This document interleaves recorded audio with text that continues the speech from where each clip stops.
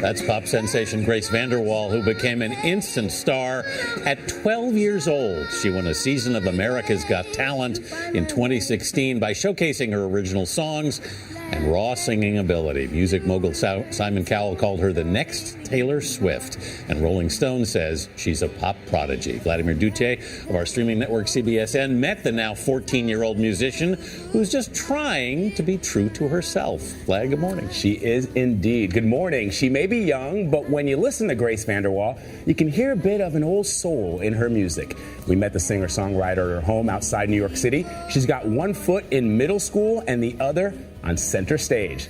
You've had this incredible career, but I've heard you say that you weren't really sure that you even wanted a full-on music career, that you wanted to do some other things.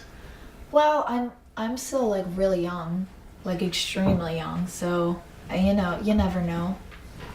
I might go out and do something else. Yeah. But the next something else is you're going on tour with Imagine Dragons. Yes, I'm so excited. Tell me about it. What do you want to know? Well, what do you think? What are you excited about? I'm excited to just perform. I love performing. It's always been my favorite. And so this isn't really going to be the small venues I performed on my tour. It's going to be much larger, and it's going to be really cool. Yeah. One of the things I'm struck by listening to your records is your voice. I mean, people have compared you to Taylor Swift and Katy Perry, but when I hear you, I hear somebody who's got a lot of experience, a lot of life experience. Like you've been around the block. Like your voice sounds to me not like Taylor Swift. This is no shade on Taylor, but you sound like Janis Joplin to me, or Patsy Cline. Thank you know who you. Patsy Cline is, And they had these incredible voices that were raw with emotion because of the things that they had seen and the things that they had done. You already have that. Where's that come from? I don't know. I just, sing the words and see how it sounds and see how it turns out, I guess. So when you're singing, are you emoting through your singing? Do you sense things from your childhood? And I know you're young, but like from the things that you've experienced in the last 5 years? No, it's more like when I write a song, it's like I just wrote like a little movie. Like I can picture it in my head. So while I'm singing, I just like watch the little movie of the song. Is that weird? No, it's not, because I'm thinking of that song Gossip Girl. Gossip Girl, right? Yeah. That's what it's called. Gossip Girl, I love how it begins with all the whispering. And tell me about the process in writing that song and what it means. That song was really fun to write. I was just really hung up on this one really, really stupid thing that happened such a long time ago. And it was just getting ridiculous on how it was like still on my mind all the time. So I wanted to write a song about it, just like get it out of me and get it off my chest. And yeah, it actually turned out really good. Is there a part of it that makes you, I'm guessing part of the song has to do with like you're famous now and you weren't before, and so when you go back to school, what's that like? You're not famous? Famous is a very weird word. What is weird about famous? I don't know. I don't know. I feel like that's definitely not me. I don't know. I think the word famous just sounds like just so biased. I just don't like the word. You don't. So what would you call somebody who's got millions of followers and who sells I feel a lot like of there's records? like a bubble, right? And like it's like a spectrum of like all the like outside the bubble is the people who are just about to get in the bubble. That's almost like the famous bubble. Mm-hmm. In the middle of the bubble, that's like Taylor Swift, like what are Beyonce, Rihanna, Kim Kardashian, like the really big celebrities. And you just slowly get further and further out the bubble. I feel like I'm almost on the line of the bubble and like right on the outskirts, and then the middle is just like so far away. What would happen, do you think, to you? Is that what I do? No, that's really interesting. I like how you're that aware of that bubble. And so then the next question for me would be, when you find yourself at that level, what do you think? How do you think you'll react to it?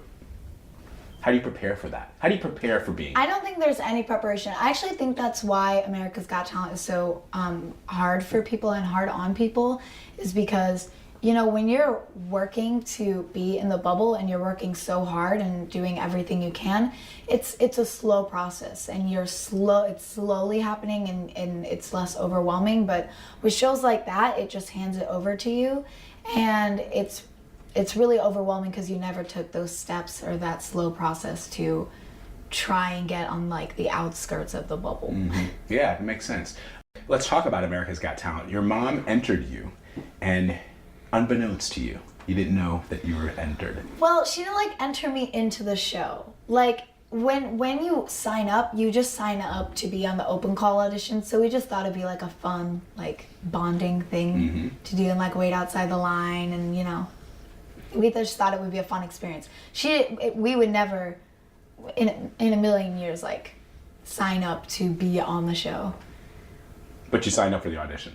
Yeah. And what was that like, that first time you stepped out into that audition room? Oh my gosh, it was so crazy. And like there were other people in the room. So like they brought groups in. So like it was so nerve-wracking because they were really, really good. I was in the singers group and they were really, really good singers. And like, so we were just like watching each other. It was so nerve-wracking.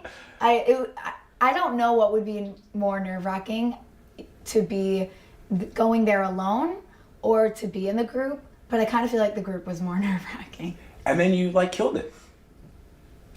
I don't think I did. I thought I did so bad. But then like I kept getting called in like different rooms and like to sing more. And I remember calling my dad and my sister afterwards with my mom. We're like, oh my God, they call me into so many rooms. I think I'm gonna get on the show. This is crazy. Yeah. and then you won it. Yeah, who would have thought? I think a lot of people, as soon as they saw you, thought, this person can go all the way. Simon Cowell said you're the next Taylor Swift. How do you feel about that? Well, it's an amazing compliment. Actually, at first, when I was on the stage in the moment, I thought that he said, like, you remind me of Taylor Swift, or you're like Taylor Swift.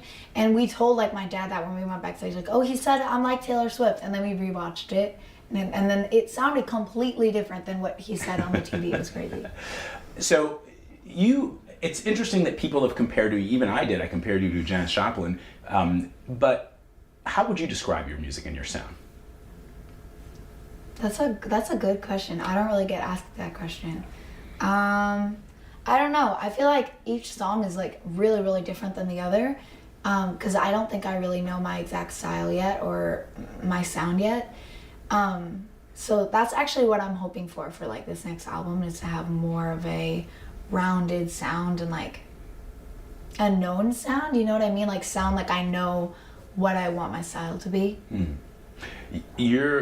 One of the songs you're working on is going to sample Johnny Nash. Yeah. And I love Johnny Nash. I Can See Clearly Now, but that's clearly my generation. Were you alive in the 70s? Sadly, I was. How old are you? I'm probably older than your parents. I'm almost 50. I'm 48. What? My dad's way older than you. Is he really? Yeah. I was born, yeah. You're pretty young. I love this. This is great. I wish I You could interview remember more it? people. Yeah, of course. Crazy. So That's so cool. See, I like meeting people who remember it, because I cannot relate to that whatsoever. Really? Yeah, I remember it from the TV. So you saw it on a commercial?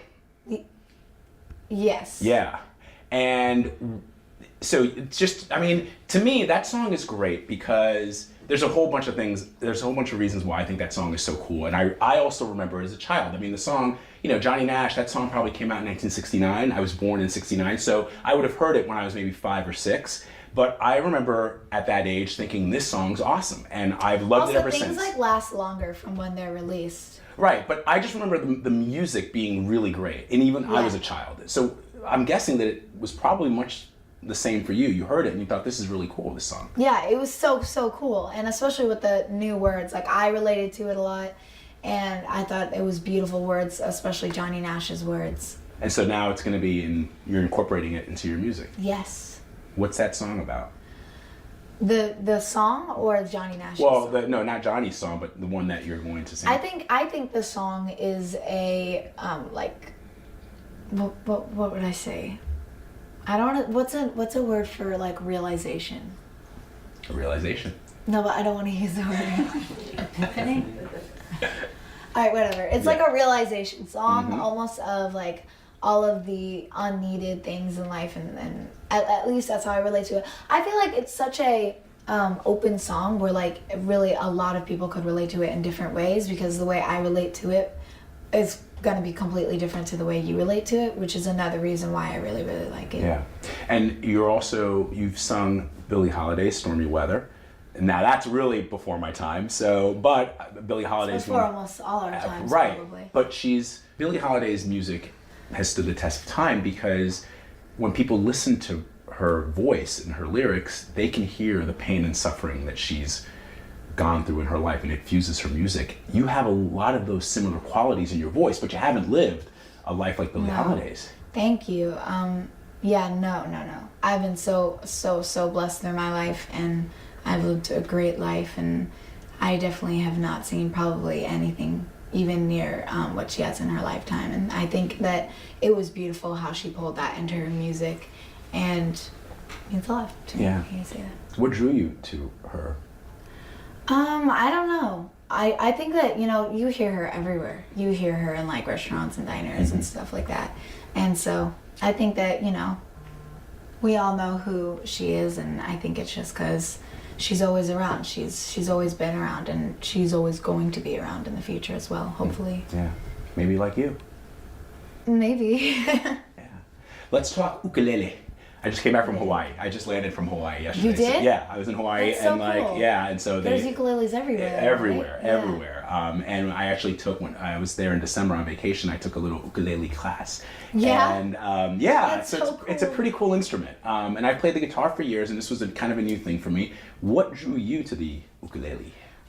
We had a friend from Brazil stay at our house, and ukuleles are very, very popular now, but they've only really gotten super popular in like the past year and a half. Maybe it's gotten so fast in such short time. But I was 11, so it was like just about a year, or 10, sorry, just about a year before that. So it wasn't super popular, but I knew it from like 21 Pilots and stuff. Oh, right. But anyways, she came to our house and she had a ukulele from Brazil, and yeah, I really liked the way it looked and sounded. But we're in a living room where we're surrounded by pianos, a drum set, guitars. This is actually where I learned my first song on the ukulele. Really? Yeah. On the ukulele here? Yeah. Like she was sitting right there, and she like looked up the ukulele chords for me. Who was? Oh, the friend. The friend? Yeah. And you just learned it that quickly? Well, it's so easy. It's such an easy instrument. I played it really bad, but at the time I thought it sounded like a Mozart. And why did you decide to make it like sort of your primary instrument? I don't think, it wasn't really a decision. I think it just kind of slowly became my favorite, and it's been my favorite since. How do you want your music to evolve? I want my music to evolve to become more me. I want it to like, what's the word? Not represent, but like show me more, I guess, in my music and style. I definitely want my style to evolve more as well. But I don't know. I think I'm just gonna like keep writing and just see where it goes. Who are some of the influences that you have? I mean, we've talked Billie Holiday, we've talked Taylor Swift, and you've talked about this bubble, and certainly there's a balance between the music and the fame. Who do you sort of would like to model yourself after? I don't really have any like musical I just kind of write and just say words, and then it kind of slowly molds itself into a song. I never really think about, very, very rarely do I think about a specific sound or something. And if I do, it always kind of ends up bad or not right and like forced. But that's kind of it. Yeah, I just kind of like write the words, and it just kind of makes itself, I guess. So unique. You're unique. You don't want to be seen or compared to anybody else. Everyone's unique. No, you're right. Everybody is unique, and yet many times this business tries to put artists in a certain category or in a certain genre. And do you want to defy those genres? Do you want to defy those categories? I think that's a really hard thing to defy, yeah, that's what you said? Yeah, like to go against it. To go because- against this idea that you should sound like or be like somebody. Because I think that it's all really good intentions if you think about it, because they're just trying to, the industry is very organized. Nothing is out of place or unnameable. Sorry, that was my dog. It's okay. But I think that there's a reason for that, and I don't really know that reason, but I definitely know that it's a good enough reason to organize it. And I think sometimes everything's so like going fast, and I think sometimes they just try to, if they can't pinpoint someone, just force them into something really quick just to make sure everything stays organized and stuff like that.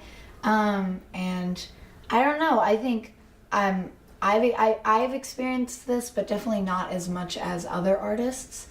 And I don't think it's a huge thing. I think it would just be like, oh, not really, and just like, I think you definitely have the power over anyone else to switch that little thing. Just be you. Yeah, exactly. Yeah. And your talent, I mean, your mom was showing me videos of you when you're like 3, and every parent's got videos of their children singing. But what I'm struck by, and this is not because I'm not a parent, as my mom would probably suggest, but the videos that I see of parents showing me their children singing, the kids are cute, but they're not like on pitch, or they're not in. What are you talking about? I was not on pitch. Yes, at 3. you are. No, I know the exact videos you're talking about. I'm not exaggerating. I actually remarked that. I sound like a 3-year-old. Well, that's true, but you sound like you can sing. Well, I don't know. I mean, that's a huge difference. I was just copying High School Musical. I know, but you did it really well. Thank you. Yeah, I was like, I turned to your mom and I'm like, wait, this is not a typical 3-year-old singing, because you're usually like, ouch. But maybe that's just because now you have the idea of me in your head, so now you're changing your thoughts on the video and you hear it differently. I'm a curmudgeon. I kind of like, I'm one of those, I'm the uncle who's like, if my nephews do something and it stinks, I'm like, this stinks. Oh my gosh. Yeah, because I'm like, and that's what my parents and my sisters are like, you need to have kids so that everything that they do you'll love. So no, if I saw something. I love everything toddlers, it's so cute. I was just in art class and like this toddler made the ugliest necklace I've ever seen, but it was adorable because a toddler made it. But still ugly? It was adorably ugly. I would wear it. Adorably ugly. I will remember that, Grace. I'm going to use that. But you hear my point, right? Which is that like I was pretty blown away that you were, not only were you just singing like in perfect pitch, but you were also like performing and without any kind of hint of reservation. Like, did you, in your mind, even then, if you look back and you look at those videos, did you think to yourself that this is exactly where you wanted to be? No, I think at the time I didn't really understand that there's singers. I didn't understand that Gabriella from High School Musical wasn't Gabriella. I thought she was Gabriella. Like, Gabriella is a real person and she's out there with Troy right now. Like, that's what I thought. So I didn't really think that, I don't think that I thought, oh, I want to be a singer. I think I more thought I want to be Gabriella. You know what I mean? I do indeed. So then define for me in your mind how you think about performing and singing. What do you mean? Like, there is a performance that goes into what you do when you're on stage there, and there's thousands of people that are watching you, and then there's your music and what you write and how you say what you say. But when you're on stage, are you cognizant of the thousands of people that are watching? Well, of course I am. But also I think you need to figure out your balance, because if you think too much about that there's people around and how you're singing and looking and performing, I think that it won't be a good performance. But then on the other hand, you can't just be in your own world and not give any attention or anything. And I think especially throughout this tour that I've been on, it's about finding that balance of being aware of where you are, but also letting yourself go into that other world for a little. There are people who studied religions and philosophy and Buddhism for like hundreds of years and are not able to define what you just sort of defined there, which is like, the idea of not forcing things, right? Just letting it flow. If it's forced, it's bad. And I've learned that so much. There's so many songs that I've written that are so forced and they're just bad, so they don't go anywhere. I wish I'd met you when I was 14, because I would have saved myself a lot of heartache. But no, that's really interesting that you already feel that way, that, trying to force your music, your style, your performance is somehow, not only is it inauthentic, it doesn't work for you. Absolutely. I feel like there's like a sense that people, it's like when you feel someone staring at you, like no matter how real you try to make it sound, like people will be able to hear it. Like, and even though it might not literally sound like, I'm being forced to do this, like you can hear when something's not right or not natural or forced or something. Authenticity. That's how I feel. Yeah. Yeah. Like I can hear a song and think they're not being themselves, they're forcing this. How do you avoid that when you're in the studio? Just don't force things. Like, don't think about anything. I think if you think about things, it ruins it. Like, think about, will people like this? Will this get on the radio? Will this do good? Like, you just have to write the words. Yeah. What's touring life like at your age? So fun. Is it? Yeah. Except school. School sucks on tour. I think it's safe to say school sucks generally. No, I love school. Do you? What are you talking about? Yeah, I love school. So you love school, like going physically to... I love school. I don't like the work at school. Yeah, I feel I think that's how most people I do. feel you, yeah. So just describe life on tour. It's really fun, It's just like, there's not much to describe because it's just really boring most of the time, but it's like fun boring. Yeah. It's a lot of pizza, a lot of like video games, TV, but that's kind of my dream. Have you gotten to the point where you're like, you probably are too young to know this, the Van Halen writer, like no brown M&Ms? Your team is probably looking at me like, don't tell her that. No, I will never ever get to that point. Really? I'm gonna hold you to that, Grace VanderWaal. When you're like, I'm gonna come back and say, hey, remember when you said that you were not gonna have a rider in your contract that said 500 green M&Ms. Right. It's not gonna happen. In a specific glass bowl. You're already thinking about it. I am really thinking about it right now, actually. But no. I will never, ever, ever, ever. I will never let my... And I've told people, like, if I ever get like that, just, like, punch me in the face and say, Grace, at 14, you said that you'd never do this. And we're having this on tape, so, yeah. But here, it's a serious question. I mean, of the artists and the singers that you like, is there anything that you see as a cautionary tale? What do you mean? Billie Holiday is a cautionary tale, right? Somebody who was an amazing singer, had an amazing voice, was an amazing talent, but because of drugs and alcohol and other things, her life ended, in tragedy. She died very young. There's others that have, Janis Joplin, we talked about Janis. There's been Amy Winehouse is another one, Kurt Cobain. There's so many artists that have, have achieved success at a very young age, and for whatever reasons,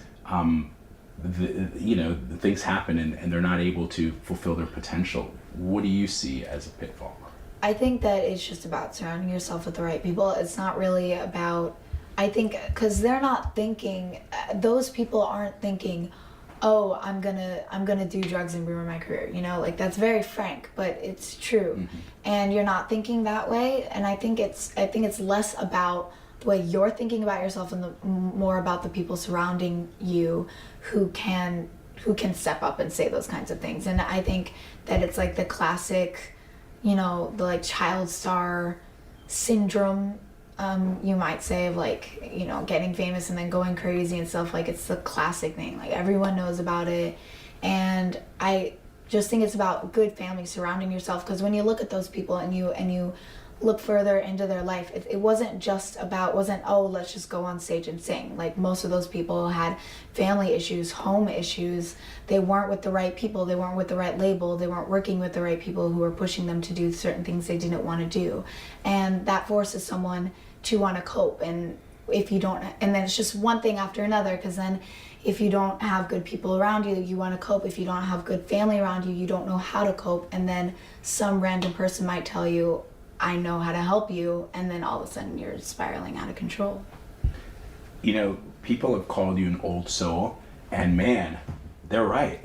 I mean, you have this this awareness and this sense of self that is just uncommon in I don't want to sound like I'm throwing shade on Generation Z, but like it's rare that I know what you mean. Thank you. I don't know. I just feel like people it's not about like being an old soul. I think just people need to just think a little more. That sounds wrong, but I think just my generation just needs to like think a little further. You talk about your family. How important are they to what you do and how you see your career developing? Very important. I would lose my mind if my family weren't with me. Do you like having them on tour? I do. My mom goes on tour with me because my dad works and my sister has school and my brother lives away. And it's like all these things. But I love my mom on tour. Yeah. Of course, she's my mom. Yeah. Are they big music fans? I'd say they're normal. Like, it wasn't like crazy, you know? What did they listen to? Anything that like My dad liked Sting a lot. I don't know. I mean, everybody loves Sting. Nothing wrong with that. Yeah, I guess. No, You don't? It wasn't. Well, I've heard him like 10 million times, so. No, but like, I guess it was just normal. Like, it wasn't anything. That sounds like a real dad, though. Like, dad Yeah. loves Sting, so he plays it whenever he's like chilling Yep. out, you know? Yep. Playing Sting all day, all night. Is there anything about Sting's music or even the Police that you kind of like? The Police? What does that mean? The Police are like the Police is the band that Sting was in before. Oh, I didn't know that. Sorry, this is I only- great. Sting, he was in the police. He was the.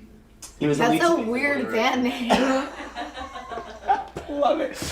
It's like I had my nephew who said to me, I said I saw Paul McCartney and he played a lot of Beatles songs. He was like, "What's the Beatles?" And I just love that. What? Like, yeah, because I mean, the joke is that your dad's listening to Sting and he loves Sting and No. I literally only know this one song that always plays on the speakers, and it's that song that is like the Indian inspired song. What song is that? How does it go? Sorry, I'm looking at my mom. Yeah, and no, I'm what is trying it? to remember. Which song is it? How does it go again? Ma. I can't remember the words of it, but. I can't either. But it's of course the second. I could always just say it off the top of my head, because oh my god, this song is always on repeat. It's so annoying. Your dad can tell them later. Love it. If you go into our living room, I'll show you. We have the CDs, and it's like Heavy we have rotation. We have a couple Sting CDs that's just always on repeat. That's awesome. So, all right, let's finally just talk about this tour with Imagine Dragons. I mean, are you familiar with their music and what they do? Of course, they're always on the radio. Yeah. Do you like them? Of course. Yeah. I love their songs. Actually, my dad really, once again, I know I'm like talking about my dad a lot right now, but my dad actually really likes them even before this. And like, my dad's really funny. He's like really corny. And I was like, hey! And like, do, and like do the songs, and like, Like and, air like, drumming? sing them. Air Yeah, drumming? like doing that, because you know how they always have like the really big like drums and Yeah, stuff. yeah. And so like he would always do that, and so when we got the offer about they're thinking about having you on tour, and we were freaking out, and like I looked straight at my dad, because like my dad's not like a fan of them, but he is always like singing their songs and stuff. Yeah, it's really funny. That is cool. You tell them that? Tell him. The Imagine Dragons guy. I've never met him. Oh, you haven't met him Dragons yet? No. Oh my god, it's crazy. I interviewed them at the And I'm going on at the tour with Grammys. them. I know, that's cool. That's so great. They're really cool. I mean, I did a short interview with them under the Family carpet. guys. They're very cool, very family oriented. So it does sound though, listening to you talk about your dad, that a little bit of your performance, your performing ability, if your dad, what do you say? Definitely not. No. Tried to give No. Dad a little credit Sorry, here, Dad, but no, like karaoke nights when we're on vacation. But where do you guys do karaoke? Oh, like, when you're on vacation and then like the vacation resort bars like have the karaoke nights. My dad loves karaoke. My dad is obsessed with karaoke. So he's like, it's karaoke night tonight. We gotta go. And we always go, and then he'll always sing like, what? Like he sings California. Hotel California. Yes, he'll always sing Hotel California.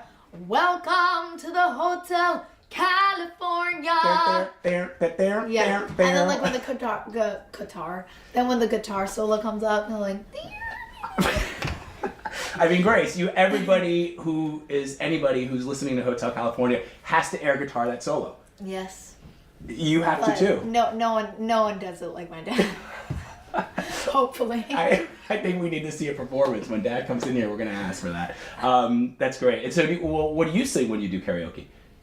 I sing Sweet Dreams with my sister. The sweet dreams are made of these. Eurythmics. Oh, yeah.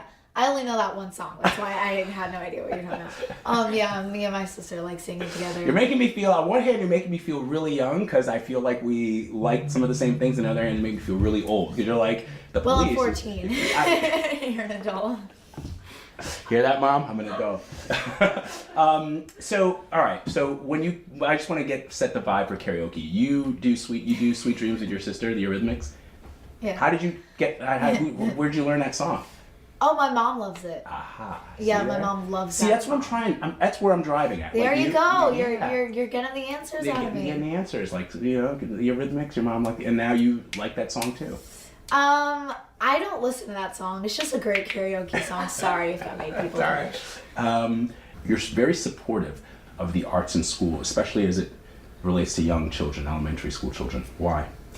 Well, I just think the school that we're focusing on right now for the Little Miracles is very, really a couple blocks down. And so I've grown up watching this school and watching them slowly get, music taken away, art taken away. And it was just so unfortunate to see. And so when this happened to me and, this blessing happened to me, because obviously I never really knew how to help, I was very excited to help out. And because you might think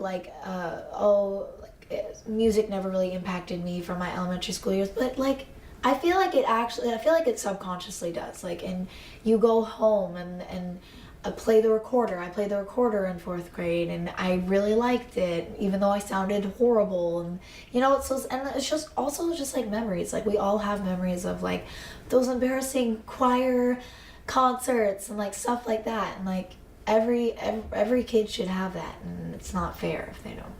What do you say to people, politicians who choose to cut funding for programs, specifically music programs that help children? I understand, and I think a lot of people refuse to understand, but with any argument you have to look at the counter as well, and I understand, and they need education as well, but when it comes to what we're focusing on Little Miracles is cutting arts and stuff really for not the best reasons and not really needed reasons as well, and that's not fair. It's not fair. You had that memory, you got to experience that as well. Everyone should be able to have that opportunity.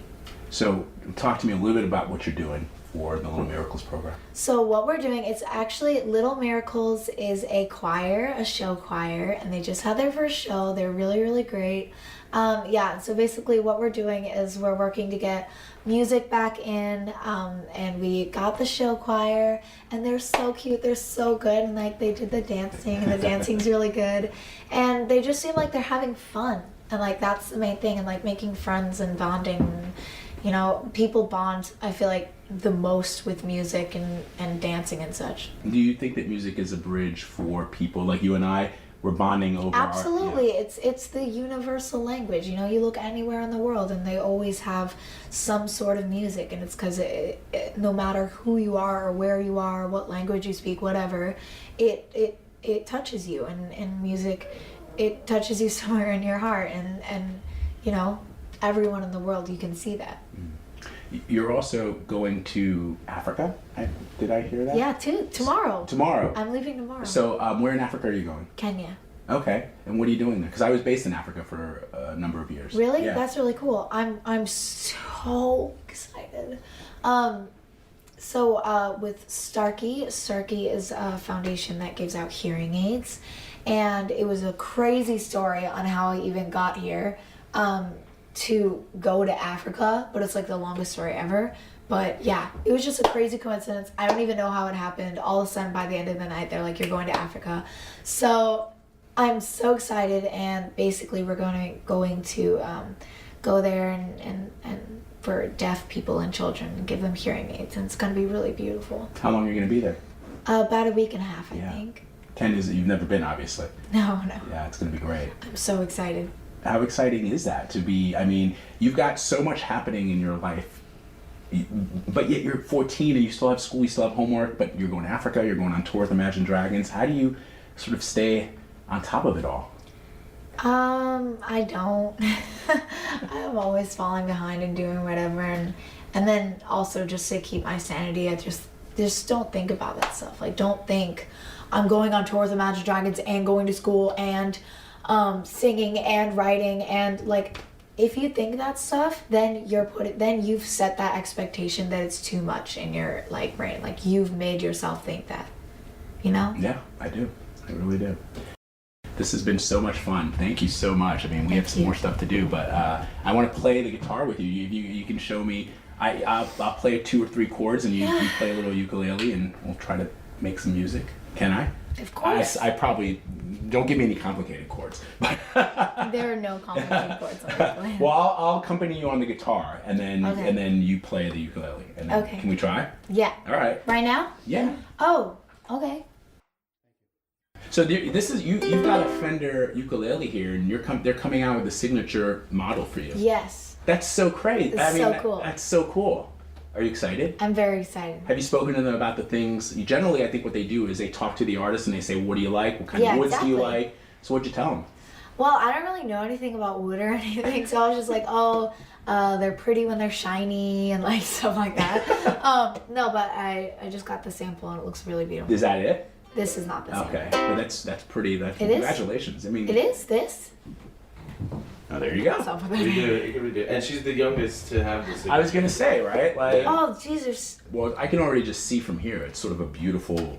Like, I mean, I can just Whatever you tell want the to wood see. is nice. Yeah. Yeah, the wood is very, very nice, and it's really beautiful. 1, 2. Oh, 1, 2. No, I can't do that. Ready? Yeah. I don't know my name. I don't play by the rules of the game, so you say. I'm just trying. Oh, you're even doing the cool thing. Just trying. Then go fast. So I heard you on my sister's friend. You get along quite nicely. You asked me why I cut my hair and changed myself completely. Now you know I don't. It's just that all the way through. I'm a big fan of tempo changes. That was awesome. Thank Okay, you. I got to play with you. That's so cool. Very cool. I mean, You guys can learn too. is that so? What was that song? I don't recognize it. You didn't recognize that song? No, sorry. That was the first song I ever sang. Really? Like, What's on it the radio, called? Got Talent and stuff. I don't know my name. I don't know my name. Tell me. Well, I don't. I mean, I listened to all your stuff, but I don't remember all the titles. Sort of like you don't remember Sing Song. Yes. Now we're even. Because I didn't know police. Right, the Police. The police. I love how your reaction was like, "That's a horrible name for like a band." Band police. I know. Just imagine being at the concert and be like, the police, the police. Like, how would you dance that? I'm sorry. I love it. So that song that we just played, it was the first song you ever did in the studio? Is it the first song you ever recorded? No, this is my audition song for America's Got Talent. Oh, right. Okay. And well, that's I'm just honored that I got a chance to play with you. Cool. Yeah. Thank you very much. You too. Did you have fun? I did. Yeah. I heard these can be kind of painful. What? Interviews? You get bored. No. You're all right. Can I come back to you in like 20 years and say, "Hey, Grace, you just You'll be played. coming back You to just me played real Madison Garden for the 50th First the time, M&Ms, right? and You then the got your interviews. EGOTs, and can I get an interview? You're gonna be like, ugh, this guy again. No. All right, we have it on tape. I'm gonna come back and talk to Let's you again. do it. All right, cool. Thank you, Grace. Thank you so much. It was so nice to meet you. Awesome. Thank you very much.